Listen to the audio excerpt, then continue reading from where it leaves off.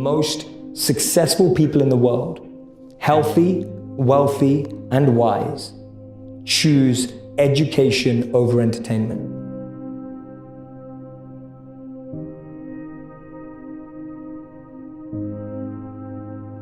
What people don't know about me is that I was suspended from school 3 times for trying out all sorts of things, like things that people would never imagine of someone who goes on to be a monk. I was experimenting with all the drugs in the world. I had multiple relationships. I was really trying to search for some sort of meaning, fulfillment, and as long as I've known, I've been chasing thrill. And that really stayed in my head. I was just like, wow, so as long as I'm trapped by what my parents think, I can actually never find the answers to the real questions of life.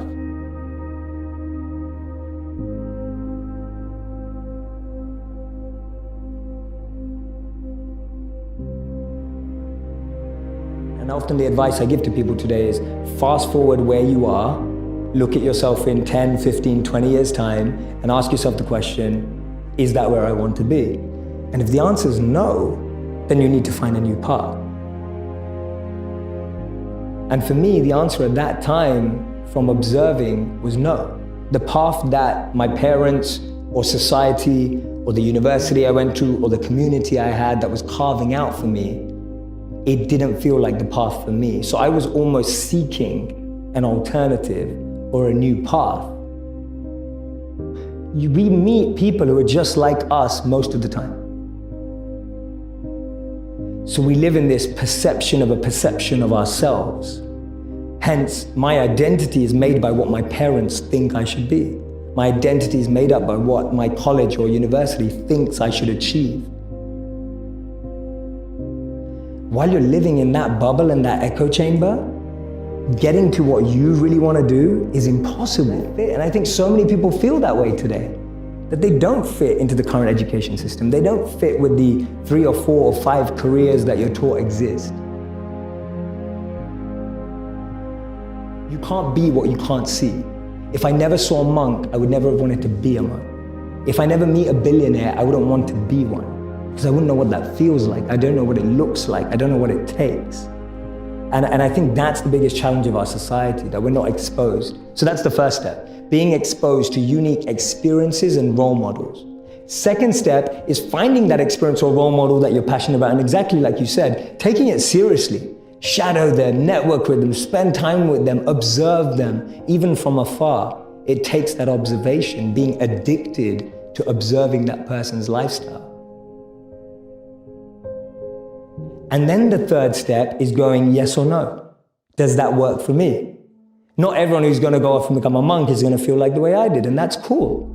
But not everyone is going to go and follow and shadow a billionaire and go, that's exactly the lifestyle I want. They may want the result, but do they want the hard work that goes with it?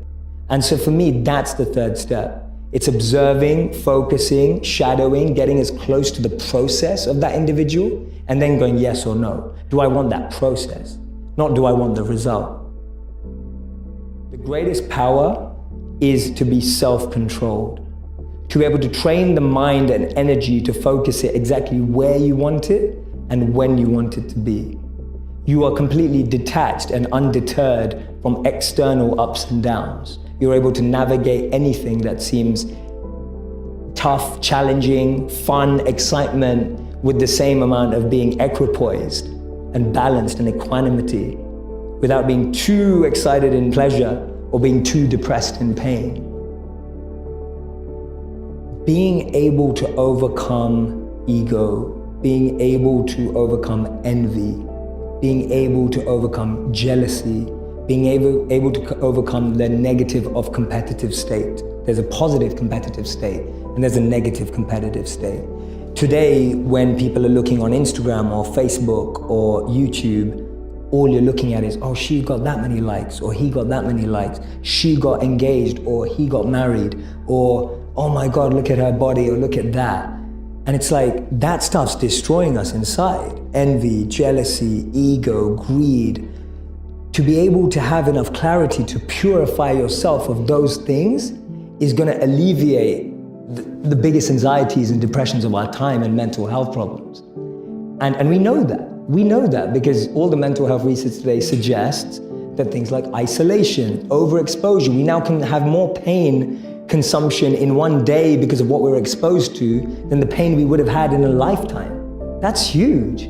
Like that's ridiculous to think that in one day, because of the media, news, and social media, we consume more negative than we did in a lifetime. An ideal life is when we all have a head, a heart, and a hand, all three elements together, working in alignment. Without one or the other, we start to lose something. So a head is the clarity of vision, knowing what you want, the way you picture life, and being able to navigate and make the decisions to get there. That's a good head. A good heart is being able to understand what your intuition and heart wants, being able to connect and tap into that understanding deeper and beyond the vision you may have painted for yourself. So I often say to people that you'll get to where you want in life, just not in the way you imagined. And that's because the path that's paved up and down is far different to the path we paved. So you can have a great head and a great vision and a great mission and know where you want to go, but if your heart's not able to have that resilience and be able to adapt and have compassion and care and all of that, then you're not going to be able to make the toughest decisions without your heart. But to be able to realize that we need to care and be sustainable and long-lasting requires a heart. And a hand is that service, wanting to pass that on, that which you have, wanting to give it forward, pay it forward. The idea of serving with what you have. I often say to people, your passion is for you, your purpose is for others. Your passion makes you happy, but when you use your passion to make a difference in someone else's life, that's a service, that's a purpose. That the noise from outside makes us want to fit into a container.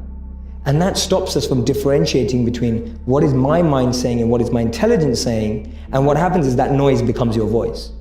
So that noise becomes what you think is what you're saying. So for me, there was two questions that I had to ask myself that really changed what I do. One of my big questions is, what advice would I give to my younger self? It's huge, because I think that's the stuff that we regret. That's the stuff that we wish we were doing. That's the stuff that has been lost in the noise. When you ask someone, what advice would you give to your younger self? The number one answer is, I wish I studied this. I wish I tried this out. I wish I gave this a go. Yeah, it's all things people didn't do. It's always like something that either should have started or didn't continue. And that's really tapping into someone's voice. What am I good at? What do I love? What does the world need? And how do I get paid for it? To me, those four help you unlock your passion. When you find the intersect across all of those four, you're making your passion your purpose. You'll unlock your passion, you'll find your purpose. This is path one. There's two paths. Path one, I find my skill set and I engage it to help other people and become better at it. So I'm becoming better at what I'm good at and I'm using it to help other people because I'm aware of what I'm quite good at and I know what knowledge I have, what skills I have. I have some self-awareness. The other path that people often miss is actually I just start serving people. I just start helping people and I start to notice what I enjoy about that and what I'm good at helping people with. So that's Gandhi's part. Gandhi said that you find yourself when you lose yourself in the service of others. So for me, those are the two paths of how do I find my passion and finding the intersect between those four areas. And the second one is, Jay, my relationship's falling apart. I get asked that all the time. So the answer to that is much harder. The problem is we have a list for the one that we want and we don't have a list for what we need to become. And I don't mean become to attract, I mean become to just be, to just get to understand yourself. You don't know what you need in your life until you figure out who you are. And so I find too many people rush into relationships without really recognizing and being fully aware of what they need from a relationship. So it all comes back to how aware are you. How much understanding do you have of yourself and what you need and what you want? And even today, I'm constantly refining my why. That's all I do every day. My deepest morning routine and practice is to refine why I do what I do. It's so easy for me to now do it for money. It's so easy for me to now do it for followers. It's so easy for me to now do it for fame. And every day I have to refine that. Because I know, having lived as a monk and what I practice, that if those become what I want, then I'll forget who I need to be. So my daily practice and my daily routine is refining my intention, which in modern language is why. So for me, my 3 E's are element, environment, and energy. Everyone has an element that they thrive in. If you take someone out of it, their element, they won't be the same. A modern day example would be Michael Jordan. He was incredible at basketball. You took him out of basketball, put him into baseball, no one remembers his career. We're talking about one of the best athletes of all time. Your environment is the environment around you. You can take a fish out of water and give it a beautiful mansion and a Bentley and all the money in the world, but it will die. And that's what we are, like our environment. Everyone needs an environment which they thrive, which we have to craft. And then finally, it's energy. Some of us love high energy environments, high pressure. Some of us succeed in low energy environments and low pressure. Figuring out your energy and the frequency on which you operate best will help you thrive as well. So for me, those are the 3 E's to really create a thriving environment. Know your element, know your environment, and know your energy. And so at all times, if I see anything going wrong, I'm going, is my element out of alignment? Is my environment out of alignment? Or is my energy out of alignment? And that's a great 3-question test you can do to yourself when you don't think things are going right.